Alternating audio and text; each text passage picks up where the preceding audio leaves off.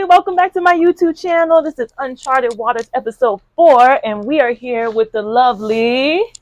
I'm Alex. Hi, Alex. Thank you for being on Uncharted Waters. I know that. I really appreciate it. A lot of people don't want to do it. No, this has been a long... you mentioned... Well, okay, so you talked about it a while ago, and then I watched your first episode, and I'm like, oh, you need to get somebody who's not a new hire. Exactly. Thank you for wanting to do it. Yeah. So, let me just go ahead and do my intro. This is Uncharted Waters. This is a scripted interview, but these are unscripted answers. Uncharted Waters. So, where are you from, Alex? I am from the Central Valley of California, a town near Fresno called Clovis. Okay. Yeah. I've never heard of that. Yeah, I know. No, I'm not from Norfolk, and I'm not from San Diego. Right. Or Jacksonville. Or Jacksonville. Like me. Yeah. Okay. How long have you been with MSC? 8.5 years now. Wow. Yeah. That's a long time. Yeah. Yeah. It's kind of crazy sometimes when I think about it. Okay, so you must like it. I do. I mean, I like the money. I like the work. I like the fact that I'm able to provide for my family. That's the most important part for me. Yeah. That is the most important. It's good. How did you find out about MSC? Ooh. Okay. So that one's kind of a long story. Starters, I grew up on a sailboat. I lived on a sailboat for 17 years, me and my brothers. Me and my family had fallen on some hard times. Work wasn't great where I live. You couldn't really find any good high-paying jobs. And it was rough. So I started looking for some union jobs, something that might pay a little bit more. And in the process of looking for some union jobs, I stumbled across, I want to say it was SUP, Sailors Union of the Pacific. And it clicked. I remembered as a kid when I lived up in the Bay Area, anytime we'd sail up and down the Alameda Estuary, you'd see the container ships where they would be loading and offloading. Yeah, we have those in Jacksonville. Yeah, exactly. And like I remember my dad, when I was a little kid, my dad always said, like, every time we'd sail by, he's like, the guys working on those ships are always going to have jobs. They're always going to be union. They're always going to make really good money. And those jobs will always be there. I'm like, oh, crap. So I called up SUP and I'm like, hey, I know nothing about how to get into this industry, but, you know, I have a little bit of maritime knowledge just from living on a sailboat. Yeah. And they're like, okay, cool, awesome. You need your MMC, you need your TWIC, this, that, and the other. So I got all that stuff, and then I went back to them, and they're like, yeah, hey, that's really cool. You can apply here, you can join, but you're going to have your C book. And I'm like, I don't know what the hell that is. Right. So they explained it to me, and they're like, so you might not get work for a while. I'm like, oh, that's no fun. Like, I kind of need the money. Right. And then they said, well, you can contact MSC, and MSC is going to pay for all your training, your STCW. Well, that's nice of them to refer you like that. Yeah, no, it was really cool. Because the gal at the SUP office was just really straightforward. She's like, you know, sure, you can work here, you can get a job. Yeah. But if you need something like now, and you need somebody to pay for the training, because when you go to SUP, you have to pay for all your training. Yeah. So I think same thing with SIU too. Yeah. Well, yes and no. I know with SIU you can pay, or not pay. You can apply for the apprentice program, which is like a year-long program, and you have to go up there and act like you're in the freaking military or something. Yeah. I think that's free still. Yeah. I'm not 100% sure, so don't quote me on that, viewers. But could you explain what a C-book is? Yeah, so C-book is what the unions use to gauge your seniority and how you get assigned ships in the union. Right. So if you've got a C book, which is like the lowest of low books, and somebody with an A book, which is like a bunch of sea time, has been all over the place, is well known. Yeah. If you're given a specific job or ship or contract, and somebody with an A book walks in and they want that contract, you don't have it anymore. Damn. So, I mean, I know guys that are sailing with SUP right now that left MSC because they're like, oh, you know, I get more time off with the union, which you do get more time off with the union. Yeah. But it's also a lot of like not paid time off. You know? Right. So they've all said the same thing, that the money is better in MSC. Yeah. And you get ships a lot faster with MSC too. Yeah. So, yeah. But yeah, so need people. They referred me to MSC. I dropped my application. I applied for everything, Wiper, SU, and OS. Yeah. And it took a long time for them to get back to me. long time. Yeah, the first time. So I got a thanks but no thanks letter from MSC the first go around. Yeah. Really? Yeah. This was in 20. I want to say it was like 2014 or 2013, something like that. And I've never heard of somebody getting a no thanks letter. Yeah, I got a thanks but no thanks letter after applying, and randomly, my wife and I. This was like a couple months later. We checked the MSC website just for shits and giggles. Yeah. And they had opened up OS again, and I'm like, fuck it, they already rejected me once. I mean, if they reject me again, I don't really care. Right. So I dropped the package again, and a week later, I got a phone call. Wow. And they said, hey, we'd like to go ahead and schedule a phone interview with you. And at the time, I was driving a tow truck. And that's a fun job. Yeah, the pay was garbage, but it was fun. But it was hilarious because I was driving a tow truck for Herndon Towing, which I contracted out through AAA.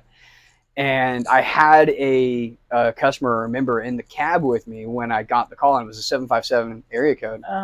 And I told the customer, like, hey, I'm really sorry. I absolutely positively have to take this call. And I explained to him, like, what it was. And he's like, yeah, no, take the call. Yeah. Take the call. So I pulled over, took the call. And it was like a 10-minute interview. And at the end of it, they offered me the conditional employment. And I was super stoked. And even my customer was like, dude, that's really freaking awesome, man. You just got like a really good paying, awesome job. So that's good. Yeah, I ended up giving my 2 weeks notice and dipping out and going to Virginia. Yeah, that was the same thing. Like, cause I used to work at UPS, I did the exact same thing. Yeah. Exact same thing. But I missed their call when they called me for the phone interview.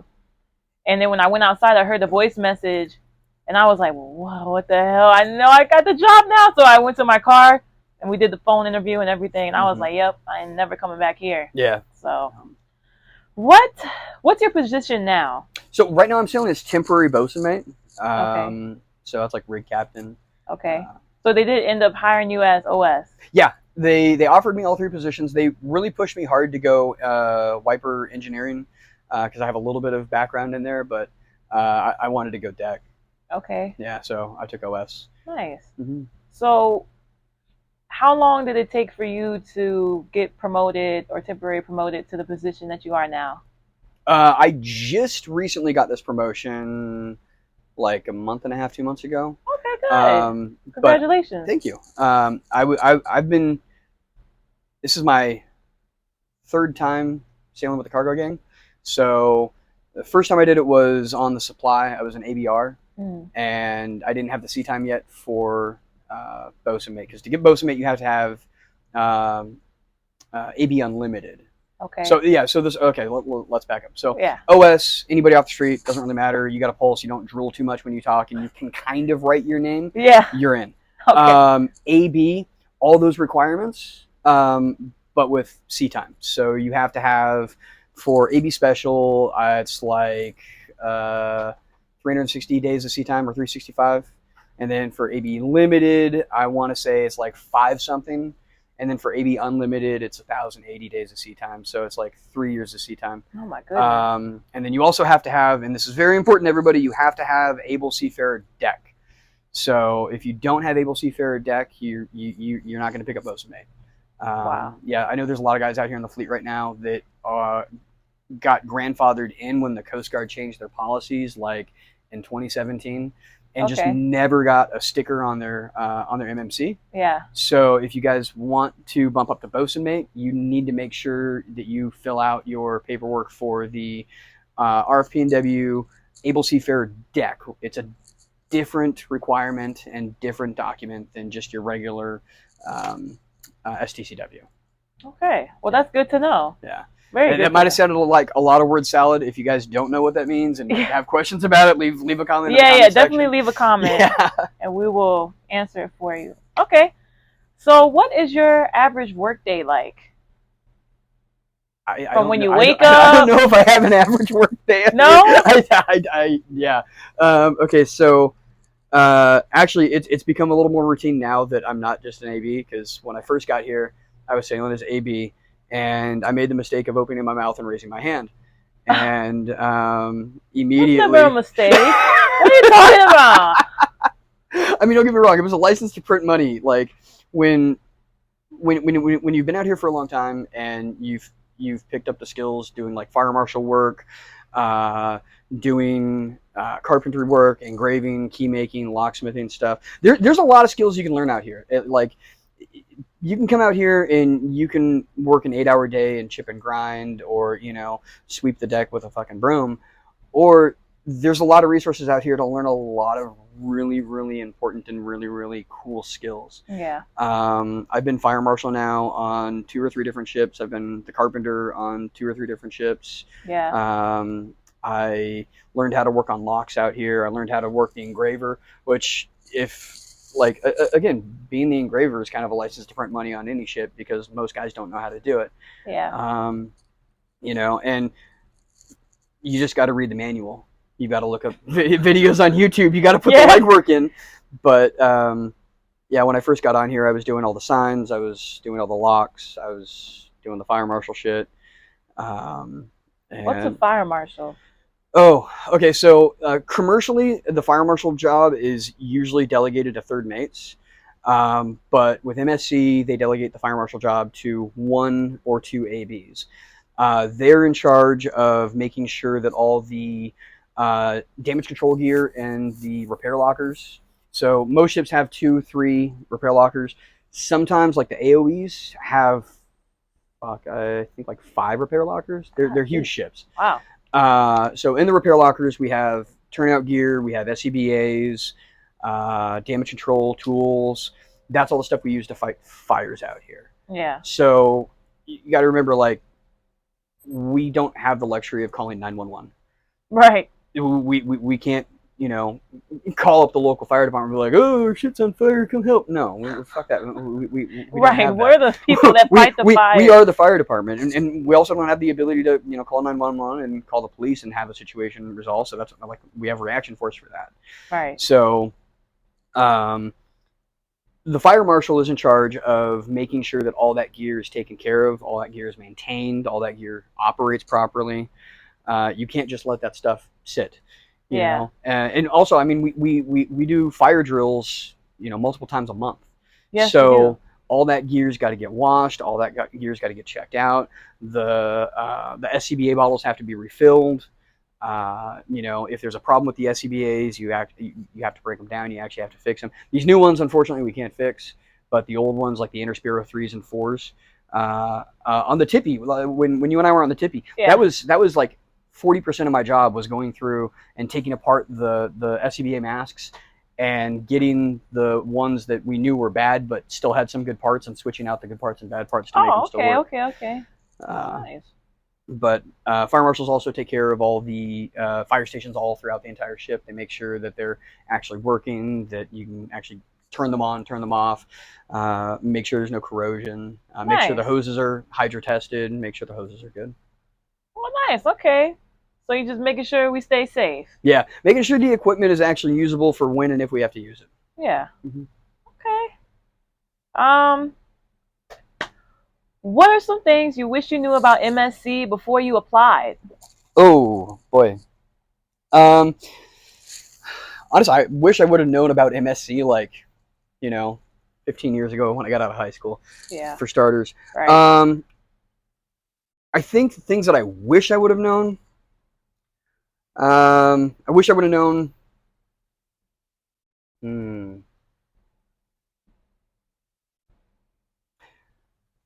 I got to think back to when I was a new hire, okay? Yeah. No, take your time. So, I think everybody who is a new hire doesn't really realize, not necessarily how stressful the job is, but how hard it can be on your family. Right. And how if you don't have certain things in place, it's going to be extremely stressful for you and your family. Yeah. And there can be times where there's a serious lack of communication. Either we don't have comms on and off the ship. Like right now, I can't even use a computer because my cat card's messed up. So damn. Yeah. That sucks. So luckily I got friends on the ship and I can jump on their accounts and send emails and stuff like that. Yeah. But I knew it was going to be hard for my family. I knew it was going to be hard for me.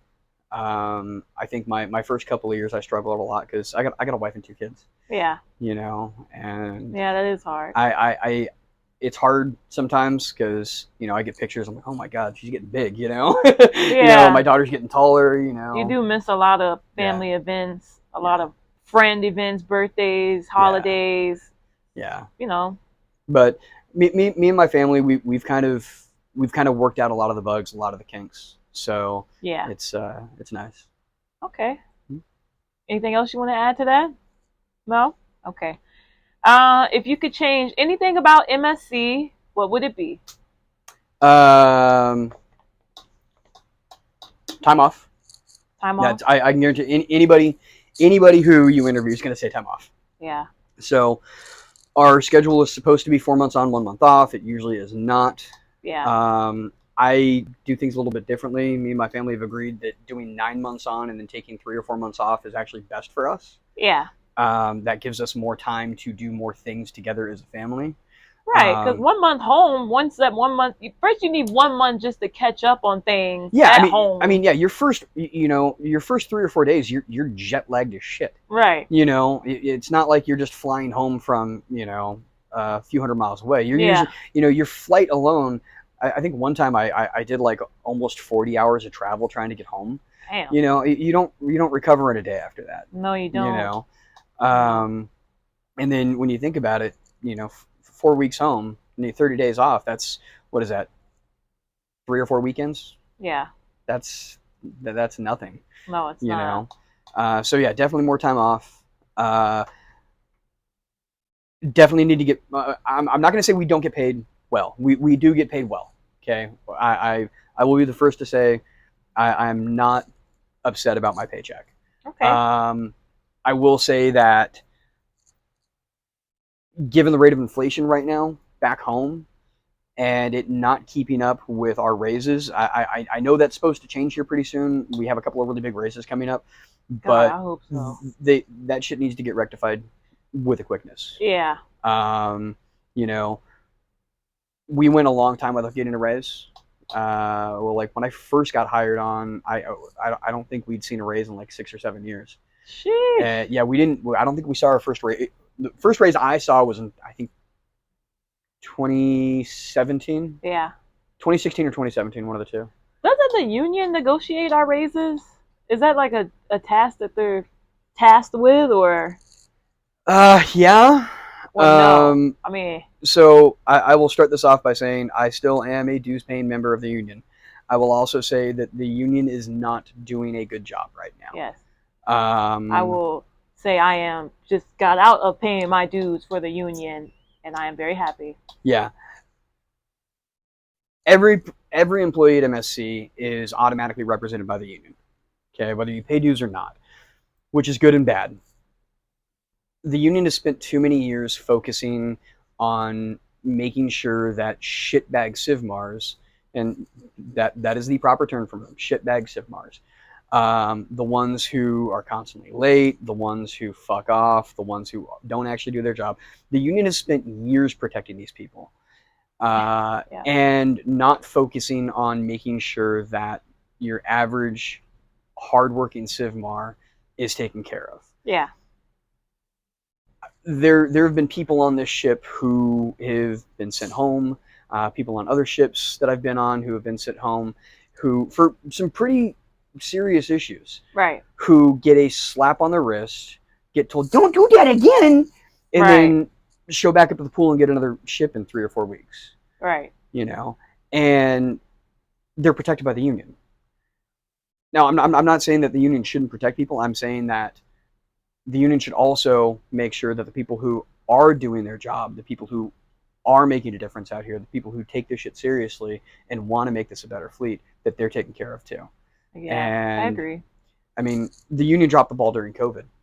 Yeah. The gangway up policy alone is proof that the union dropped the ball during COVID. Yeah. So. Yeah, I agree. Totally agree. All right. What is your favorite class of ship to work on and why? Ooh. Okay. All these ships have their advantages and disadvantages. Yes, they do. So I really do like bouncing back and forth between tankers and AKEs. Really? I do. I really, really Okay. do. So AKEs are, they can be ammo ships, they can be AFS ships, which is like dry goods, essentially floating grocery stores, and they still get fuel. I like them because they're typically busier. When you have ammo, they pay a lot more. You got duty sections. You can make really, really, really good money on an AKE as, say, like an AB or an OS or a bosun mate. They're licensed to print money. Tankers, on the other hand, not quite so much. They can be really busy, but you're never gonna have duty sections. You're never gonna get ammo pay. Yeah. But what I like about the tankers are the living accommodations. Oh yeah, the bigger rooms and stuff. On the tankers, the rooms are bigger. They're damn near soundproof. Yeah. On the AKEs, you have more work, you get more pay, you're busier, but your living accommodations are substantially smaller. I mean, they're not bad. Don't get me wrong. You still have your own space. You still have plenty of room to have your private area. Right. But it's pretty bad when you can hear your neighbor 3 doors down sneeze or fart. Yeah, it's true. The walls are so thin. Yeah. I know on the last AKE I was on, the wall in the corner, it didn't even meet, and I could see like when my neighbor's light was on, like what the heck? That's crazy as hell. Yeah, these AKEs were obviously built by the lowest bidder. Yeah, right. And it shows. Yeah. Okay. When you get orders to come to a ship, what are some items that you bring with you that you think is necessary? So, right out of the gate, bars of soap, usually just a small towel, toothbrush, toothpaste, just the bare minimum as far as like, what you're physically packing? Yeah. Okay. But what I usually do, once I get orders to a ship, I will try to send an email or shoot a message out to somebody if I know somebody on that ship. It's a small fleet. It's a very, very, like, as big as it might seem, this is a very, very small fleet. Yeah. I got here, and I mean, Chief Mate has sailed with my brother. I've sailed with you. Yep. Waterbury, I sailed with Waterbury out here. We both did. Yeah, he was on the Tibby. He was my assistant fire marshal, and I roped his ass in and made him my assistant fire marshal on here. So it's a very small fleet. So once you've been out here for a while, it's pretty easy to send out a flare on a couple of group chats and be like, hey, who's on the ship? Right. And then have them verify that you're on the arrivals and departures, and that Shoreside isn't just putting your name in somewhere to get a quota so they don't get in trouble for the week. Right. Not that that would ever happen with Shoreside. Right. But once I get verification that I'm actually going there, that I'm on the arrivals and departures list, I jump on Amazon. Yeah. And I get the address to the ship. If I haven't been there before, I will ask somebody on the ship or the purser what the address is. And then I instantly order bedding. So don't get me wrong, the ships provide sheets and pillows and pillowcases and towels and stuff, but yeah. I want the good stuff. Right. So I always order pillows. I always order a big, like 2 or 3 inch foam mattress topper. Yeah. Those things are lifesavers. That's what I got on my bed. Oh yeah. I always order, like, nice sheets, nice pillowcases, nice towels. Right.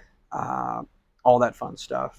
Okay. Anything to make yourself more comfortable on the ship. Like, you got to realize this isn't just where you work for 4, 5, 6, 8, 9 months. This is your home. This is where you live. Yeah, you're home away from home. Yeah, so you need to make sure that you're comfortable. You got to make. I try to make my living space as comfortable and as peaceful as I can make it, so that I can leave everything else out, going out on the ship, at my door. Yeah. And be nice and comfy, cozy in my room. Okay. What about your work boots? Ooh, okay.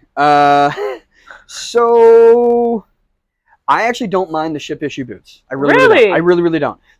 So I don't have them. I do have a set right now, but I got issued a set of Timberlands actually off of my last ship. It was an ESB. Oh. So that was really cool. I'm rocking those right now, and I'm really liking them. Okay. One of the things that you got to remember with work boots is if you're in deck department, you're going to be walking on non-skid 99% of the time. So you need to make sure you have a very hard sole, because if you don't, like if you get like a pair of Doc Martens, which I had when I first joined, these decks tore up my Doc Martens in like 2.5, 3 months. Yeah. Same thing with, soft sole Red Wings and stuff like that. The ship issue boots, I do like them because they last a long time. You have to get insoles for them though. You can't just use the crap they come with. Right. So I usually go, if I can't order like a really good set on Amazon, I'll usually go to the NEX and buy a $20, $30 set, sometimes a $40 set of insoles, because the ship issue boots are free, so I don't mind spending $40 on a good set of insoles. Right. Exactly. Mm-hmm. Okay. What are some of your favorite ports that you have been to? So Singapore and Japan are a lot of fun. Yeah. They are two of the safest places that you can ever go. Yeah. There's a lot of culture, a lot of history in Japan too, which is really cool. Yeah. Korea was really awesome too. I got to see a lot of really, really cool religious and historical sites in Korea. The culture there is amazing. It's very different than anything you've ever experienced. Yeah. Don't get me wrong, the Philippines is fun. I like the Philippines for a different reason than most people do. Right. Yeah. I like the Philippines because everything's really inexpensive. Oh, of course. Really easy to get around. You can get a taxi for the day if you want to for a couple thousand pesos, and they will just take you wherever the hell you want to go. Yeah. The Philippines is fun, but I wouldn't say it's my favorite. Yeah. I would probably say Singapore and Japan. I like Singapore because the public transportation is amazing. You can get anywhere you want. On the train. You can go. Subway.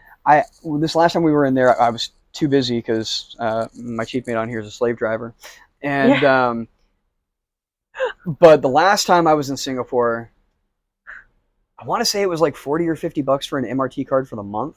Okay. And that got you anywhere you wanted to go, no questions asked. Jump on the train, scan your card, and go wherever you want to go. Yeah, I think some of my favorite ports is Rota, Spain. I love Rota, Spain. I love Sasebo too, which is in Japan. Sasebo's really nice. I don't know why, like it just feels safe and everything's close by, and it's not hard to get a taxi to go anywhere, and the food is awesome. Well, and I that's probably one of my favorite parts about it. I'm a huge sushi fan, and like I like real. I like raw. Oh, the raw stuff. Yeah, oh, shit. Yeah. Like, don't get me wrong. Like, my wife says she likes sushi, but she likes the Tokyo Crunch Roll at Tokyo Steakhouse. Yeah, that's what I like. And I'm like, no, I just bring me a slab of raw wiggly tuna and a whole bunch of wasabi, and I'm happy. Oh, great. And I can get that anywhere I want in Sasebo. Great. No, thank you. Okay. Do you know what a homesteader is? Yes. Can you please explain to my viewers what a homesteader is? Oh, I will try to explain this in a very not derogatory way. Yes, no, in I'm a kidding. nice way. No, because I've actually homesteaded before. So really? Yeah, I homesteaded the Brashear when I was an OS. I got really lucky there. Captain Grogan let me go on ship's funded leave, get my training, get my AB ticket, and come back. Nice. And that was a great experience. I was really lucky to be on the Brashear for technically my second ship. Yeah. But I learned a lot there, and I really enjoyed the crew. We were actually out here in Fifth Fleet too. Okay. So got a lot of on-station experience. It's where I learned how to actually steer during unwraps. Yeah. Stuff like that. I was also a homesteader on the Supply. I did 16 or 18 months on there. Okay. Yeah, and then I was an unintentional homesteader of the Ericsson for a long time too. Okay. I got off the Ericsson. First time I think I was paid off. Second time I think I amcrossed off. And the third time I got off while we were in the yards. But I just kept getting sent back to that ship. Wow, they like you. Like time and time again. So basically, just give me the flat definition of a homesteader. So a homesteader is somebody who goes to a ship and stays on that ship and will take what's called ship's funded leave. Yeah. and that means you get 30 or 45 days off, and then instead of going back to the pool, you go directly back to the ship. Right. And then you do another 4, 5, 6 months, and then you do that again, and then you go back, and you do another. We've got a handful of homesteaders on here. It seems like every ship has at least 2 or 3. These guys that have been on the ship for, 8, 9, 10. Well, there was a guy on here, Capser, the old freaking carpenter guy. The dude that I'm pretty certain he got recruited into MSC by some dude loading animals up onto a boat 2x2. He was like 74 years old. Oh my goodness. Had one lung. Oh my god. Yeah. He was on here. He was a plank owner. And he just got, Chips. Yeah, the old carpenter, Chips. I don't think I ever met him. No. He was a character, though. He was a character. Dude had been out here for a long time. Did he just retire? Yeah. Okay. I think technically the Coast Guard wouldn't renew his med certs, but I'm not positive. It wouldn't surprise me, though. Okay. Sometimes you just gotta call the ball. Stopping point. You gotta call the ball. And don't get me wrong. Sit on down and enjoy your money and life. Plenty of guys out here that are in their late 60s, early 70s that are still sailing, and man, good on you, but go the fuck home. Yeah. Right. Be done. Yeah. Okay. Yeah. It's gonna be my last question. Okay. How would you rate the food on the ship? This ship? Any ship. This ship. Any ship you've been on. Okay. Is there a ship out there that has good food? Is there a ship out there that has really bad food that you? So this ship's food, I will say, scale of 1 to 10, it's a pretty consistent 5.5. Okay. Nothing too horrible, nothing too heinous. I've been on ships that were, you remember how bad the food got on the Tippy when we were underway for what was that, 65, 70 days? That was terrible. And I wasn't eating meat then. So all I could eat was the fish or the vegetables that they had. Bad. It was really bad. It's bad when they're cracking out the canned fruit cocktail. Yeah. You remember that? That was the fruit they had for breakfast? That was terrible, man. But that was circumstances. We couldn't pull into port. We couldn't. Right. We couldn't get supplies. COVID reasons. Yeah. So on here, the food's decent. Yeah. The food is decent. I would say it is absolutely positively nothing compared to the Miguel Keith when I was on there. That was next level. We had cooks on there that actually went to Culinary Institute of America. Oh wow! Yeah, those guys. We were doing beef Wellington. We had filet. We had lobster tail. I think I showed you some of the pictures. If not, need to. Yeah, if not, I'll show you some of the I gained a lot of weight on that boat. Wow! Nobody wanted to miss a meal. We had homemade biscuits and gravy. Not the little prepackaged ones we get here. And don't get me wrong, prepackaged ones are fine, but we were getting homemade shit. Wow. Fresh bread, like they would actually cook and bake the bread.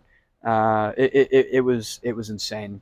It was absolutely sounds great. Damn. And even the captain, Bryce, he loved to cook, and he would get down too. He would jump in the kitchen. On the ESBs, it's a very small crew.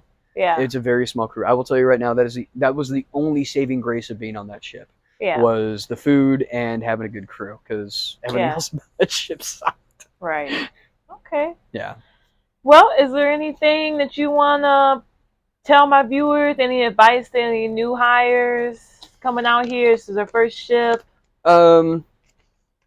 Keep their head on the first swivel. things first, get on MSC 101. Okay? Get on MSC 101 on Facebook.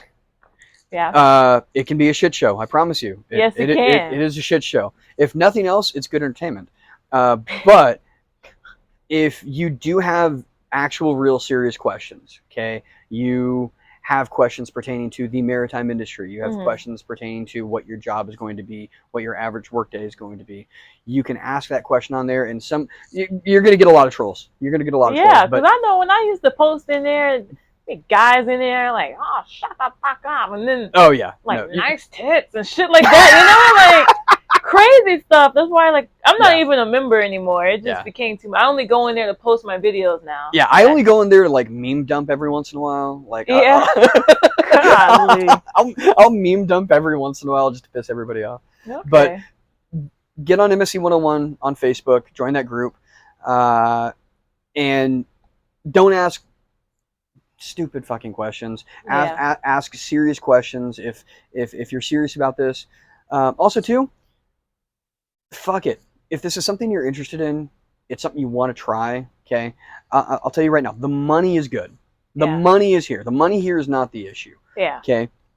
I will promise you right now, you're not going to be hurting out here. Yeah. I know people out here who have come out here to sail for 5-6 years just to pay off a house. Yeah. And they do it. That's great. They pay their house off in 5 or 6 years, and that's it. Then they quit and they go back to real life. Yeah. You know? Real life. Yeah. Like, I have 2 brothers that I brought out here. And I brought them out here because I'm not going to say neither of them had direction, but they didn't really know what they wanted to do or where they wanted to go. A lot of people don't. Exactly. And this is a great place to come if you're not really sure what you want to do. I totally agree with that. I mean, you get 3 hots and a cot. Yeah. Okay. You can come out here barely knowing how to read. Yeah. And apparently you could come out here and not even graduate from high school. Yeah. No, there's no education requirement with MSC. Yes, I did not know that. Yeah, you don't have to have any level of education. You have to be able to read and comprehend. I think it's at like a 3rd or 4th grade level. Yeah. And that's it. Yeah. It's an English competency test. Yeah. So if you're not sure what to do, if you're looking for a change, and if you want to make a shitload of money, why not? Give it a shot. Right. I mean, you're not under contract here. It's not like the military. No. If you join the military and you sign a 4-year contract and you decide, fuck it, I don't like this shit, then you're screwed. Yeah. You're stuck for 4 years. Unless you colossally fuck up, you're stuck for 4 years. Right. Out here, if you come out here and you do one tour and you decide this is not for me, cool, awesome. Go to the office, turn your cat card in, sign your paperwork. Done. Go work at McDonald's. Yeah, right. Merry Christmas. Jesus Christ. Okay. Well, thank you very much for being on this episode of Uncharted Waters. I appreciate you so much. It's been fun. And thank you for watching. Bye.